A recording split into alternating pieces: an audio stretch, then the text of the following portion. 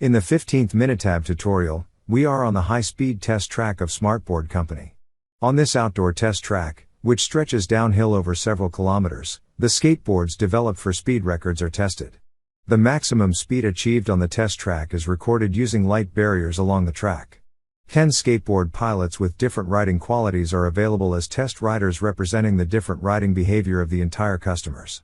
In order to reduce the very high personnel costs for the 10 test pilots in the future, we will accompany the team in this Minitab training session as they use a multiple correlation analysis to work out which of the 10 test pilots have identical speed profiles. The key objective in this training session will be to identify possible strong correlations between quantitative factors using pairwise correlation analysis. We will get to know the useful correlation matrix, which is often simply referred to as matrix plot, in day-to-day business.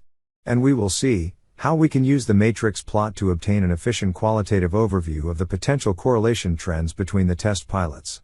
Building on this, we will move on to the actual Pearson correlation analysis, in order to substantiate our findings from the correlation matrix. Finally, we will use the corresponding significance values from the Pearson pairwise correlation hypothesis test, to assess the statistical significance of the correlations again with a 95% confidence level.